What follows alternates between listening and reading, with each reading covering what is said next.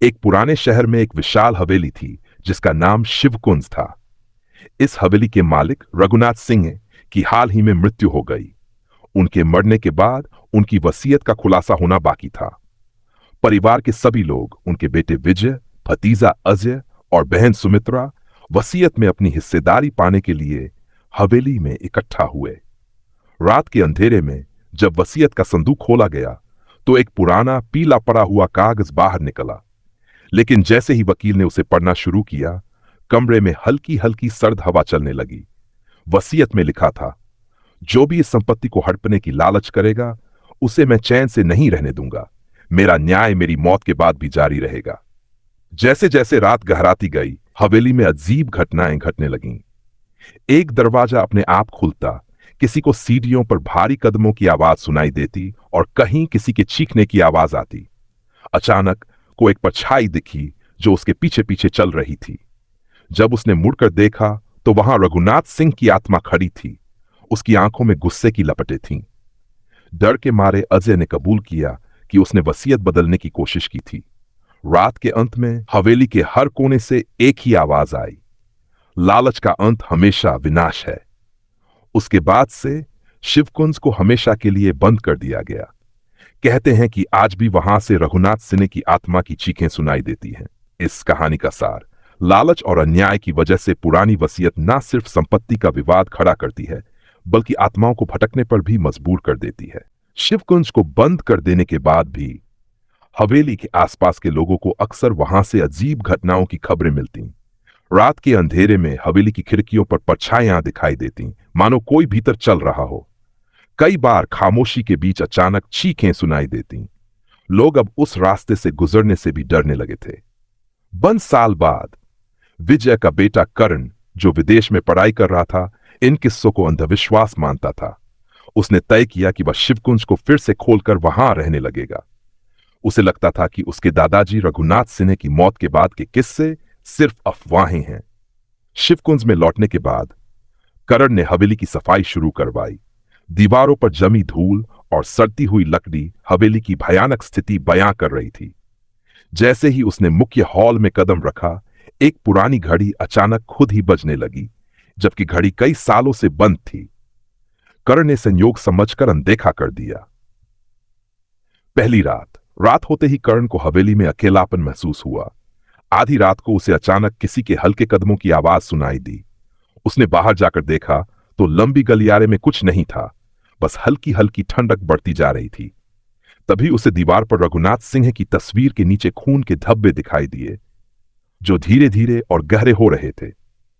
तभी एक फुसफुसाहट सुनाई दी, क्यों लौटे हो? मेरा श्राप अभी खत्म नहीं हुआ। सच्चाई का खुलासा। डरते हुए करण ने वसीयत के पुराने संदूक को फिर से खोला। संदूक में एक और चिट्ठी मिली जिसमें लिखा था कि हवेली की संपत्ति पर सिर्फ उसी का अधिकार होगा जो परिवार के पापों को कबूलेगा और उन्हें सही करने का वचन देगा। तभी करण को एहसास हुआ कि उसके दादा के साथ धोखा हुआ था और उनकी आत्मा न्याय की प्रतीक्षा में भटक रही थी। उसने वादा किया कि वह परिवार के किए गए अन्याय को सही करेगा। जैसे ही करण ने यह वचन दिया, हवेली में हल्की रोशनी फैल गई, मानो किसी ने वर्षों पुराना अंधेरा हटा दिया हो। शिवकुंज के लोग हैरान थे। हवेली के दरवाजे खुद ब खुद खुल गए थे और हवेली से उठता डरावना माहौल शांत हो गया था। कहते हैं रघुनाथ सिन्हा की आत्मा को आखिरकार शांति मिल गई थी। पर आज भी जो भी लालच या धोखा लेकर शिवकुंज के पास जाता है, उसे हवेली की ठंडी हवाओं में वो फुसफुसाहट सुनाई देती है। लालच का अंत विनाश है। शिवकुंज का नया अध्याय। करण के वचन और हवेली में फैले सुकून के बावजूद सब कुछ पूरी तरह सामान्य नहीं था।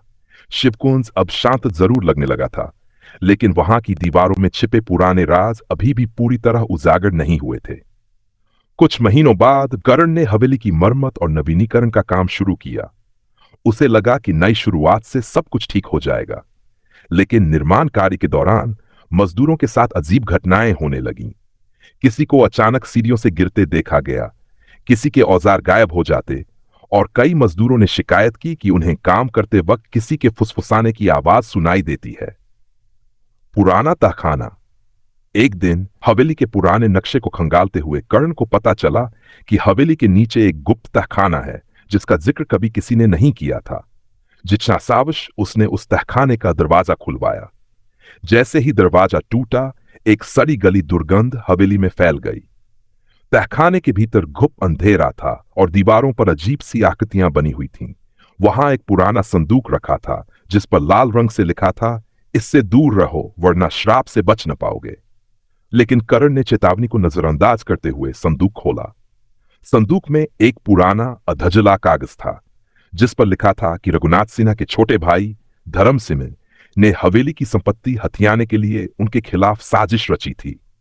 इस साजिश के कारण रघुनाथ सिंह की हत्या हुई और उनकी आत्मा भटकने लगी।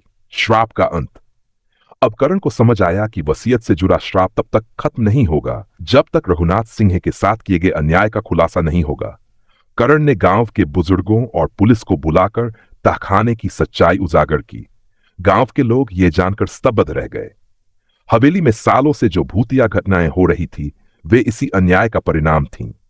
एक विशेष अनुष्ठान कराकर रघुनाथ सिन्हा की आत्मा को मुक्ति दी गई।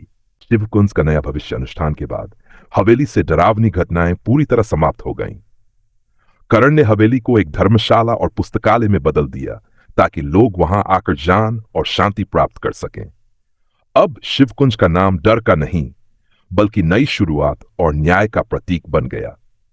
पर कहते हैं जो भी हवेली में लालच की भावना से प्रवेश करता है उसे हवेली की दीवारों से एक धीमी आवाज सुनाई देती है, लालच का अंत विनाश है। इस प्रकार वसीयत की आखिरी रात एक ऐसी कहानी बन गई जो यह सिखाती है कि अन्याय और लालच का अंत कभी सुखद नहीं होता।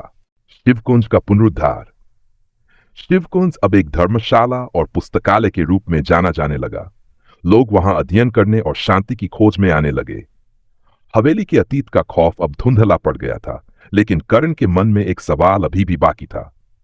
क्या सच में सब खत्म हो गया है? कुछ महीनों तक सब कुछ सामान्य रहा। हवेली में किताबों की हलचल और लोगों की चहल पहल से जीवन लौट आया। लेकिन एक रात जब करण पुस्तकालय में देर तक काम कर रहा था, उसने अचानक हवा में एक अजीब सी सर्द लहर महसूस की। कमरे के कोने में रखी एक पुरानी घड़ी ने आधी रात के 12 बजाए और तभी खिड़की के शीशे पर हल्की सी दस्तक हुई। रहस्यमय दस्तक। करण ने बाहर झांका लेकिन वहां कोई नहीं था। उसने सोचा कि शायद यह उसका भ्रम होगा। वह फिर से काम में जुट गया, लेकिन तभी उसने अपनी पीठ के पीछे फुसफुसाहट सुनी, तुमने सिर्फ एक राज खोला है, अभी कई और बाकी हैं। करण घबरा कर मुड़ा। कमरे में कोई नहीं था। उसने सोचा कि यह उसकी थकान का असर है, लेकिन जब उसने मेज पर रखी किताबों की ओर देखा तो एक किताब खुली हुई थी। उसमें हवेली का नक्शा बना था और एक जगह पर लाल स्याही से निशान लगा था, हवेली का दूसरा तहखाना, नया रहस्य। करण ने अगली सुबह मजदूरों की मदद से नक्शे में दिखाए गए स्थान की खुदाई शुरू करवाई। जमीन के नीचे एक और गुप्त दरवाजा मिला। यह दरवाजा पहले वाले से कहीं ज्यादा मजबूत और जटिल था। बड़ी मुश्किलों के बाद दरवाजा खुला और अंदर एक और तहखाना था। उस तहखाने में पुरानी जंजीरें, जंग लगे हथियार और एक दीवार पर खून से लिखी इबारत मिली। धोखा देने वाले का अंत यहीं हुआ था। धर्म सिंह का अंत। करण को समझ आया कि यह तहखाना रघुनाथ सिंह के भाई धर्म सिंह की मौत से जुड़ा था। लालच और साजिश के कारण उसने जो किया था उसका भयानक अंजाम इसी तहखाने में हुआ था। कहा जाता है कि धर्म सिंह को यहां जिंदा दफन कर दिया गया था और उसकी आत्मा तब से मुक्त नहीं हो सकी। अंतिम मुक्ति। करण ने गांव के पुरोहित को बुलाकर पूरे विधि विधान से अनुष्ठान कराया। जैसे ही अनुष्ठान पूरा हुआ, हवेली में एक तेज हवा का झोंका उठा और एक धीमी सी कराहट सुनाई दी, मानो किसी आत्मा को वर्षों बाद मुक्ति मिली हो। हवेली में फैली ठंडक धीरे धीरे गायब हो गई और पहली बार शिवकुंज में एक सुकून भरी गर्माहट महसूस हुई। शांति की वापसी। अब शिवकुंज पूरी तरह से शांत हो चुका था। करण ने हवेली में एक स्मारक बनवाया ताकि लोग हमेशा याद रखें कि लालच और धोखे का अंत कितना भयावह हो सकता है। शिवकुंज अब न केवल ज्ञान और शांति का केंद्र था, बल्कि न्याय और आत्मशुद्धि का प्रतीक भी बन चुका था। हवेली में आते जाते लोग कहते हैं कि अगर आप सच्चे दिल और नेक इरादे से शिवकुंज में प्रवेश करते हैं तो हवेली की हवा में आपको शांति का एहसास होगा। लेकिन अगर कोई लालच या छल लेकर आता है तो उसे हवेली की दीवारों से एक पुरानी फुसफुसाहट सुनाई देती है। लालच का अंत विनाश है। कुंज में नई हलचल। शिवकुंज में सब कुछ शांत और व्यवस्थित लग रहा था। धर्मशाला और पुस्तकालय में लोग आते जाते रहते, लेकिन करण की जिज्ञासा अभी शांत नहीं हुई थी। हवेली के अतीत के सभी रहस्यों के खत्म होने का विश्वास उसे अंदर ही अंदर कचोट रहा था। एक दिन शिवानी, करण की बचपन की दोस्त और इतिहास की शोधकर्ता, शिवकुंज आई। उसने सुना था कि हवेली के इतिहास में कई अनसुलझे पहलू हैं। उसने करण से कहा, इतिहास कभी पूरी तरह खत्म नहीं होता। हर दीवार में कोई न कोई कहानी छिपी होती है। हवेली की तीसरी परत। शिवानी ने हवेली का बारीकी से निरीक्षण किया। पुस्तकालय की एक दीवार पर उसे कुछ अजीब नक्काशी दिखी। नक्काशी के पीछे एक और दरवाजा छुपा था। करण और शिवानी ने दरवाजा खोला तो एक संकरी सीढ़ी नीचे तहखाने की ओर जाती थी। इस तहखाने में घुप अंधेरा था और दीवारों पर नमी की बूंदें टपक रही थीं। वहां एक पुराना चांदी का दर्पण रखा था, जिसके चारों ओर संस्कृत में कुछ लिखा था, सत्य का सामना करो या सदा भ्रम में भटको। दर्पण का रहस्य। जैसे ही शिवानी ने दर्पण को छुआ, उसमें एक धुंधली परछाई उभरने लगी। करण और शिवानी ने दर्पण में देखा तो वहां रघुनाथ सिंह की छवि दिखाई दी। उनकी आंखों में करुणा और थकान थी। उन्होंने कहा, तुमने मेरे साथ हुए अन्याय का प्रतिकार किया, लेकिन हवेली के असली अभिशाप को अभी खत्म करना बाकी है। छुपी हुई सच्चाई। रघुनाथ सिंह ने बताया कि उनका परिवार सिर्फ आपसी लालच का शिकार नहीं हुआ था, बल्कि गांव के कुछ प्रभावशाली लोग भी इस षड्यंत्र में शामिल थे। हवेली के रहस्यों को जानबूझकर दबाया गया था ताकि वे लोग हवेली की जमीन और खजाने को हड़प सकें। न्याय की अंतिम लड़ाई। करण और शिवानी ने गांव के बुजुर्गों और प्रशासन को यह सच्चाई बताई। तहखाने से मिले प्रमाणों और दर्पण में दिखी छवियों ने सबको हिलाकर रख दिया। गांव के उन प्रभावशाली लोगों के नाम सामने आए जिन्होंने लालच और धोखे की बुनियाद पर अपना साम्राज्य खड़ा किया था। इन खुलासों के बाद न्याय हुआ, दोषियों को सजा मिली और हवेली पर लगे अभिशाप का आखिरी धागा भी टूट गया। शांति और नई शुरुआत। शिवकुंज अब पूरी तरह से अभिशाप मुक्त हो गया था।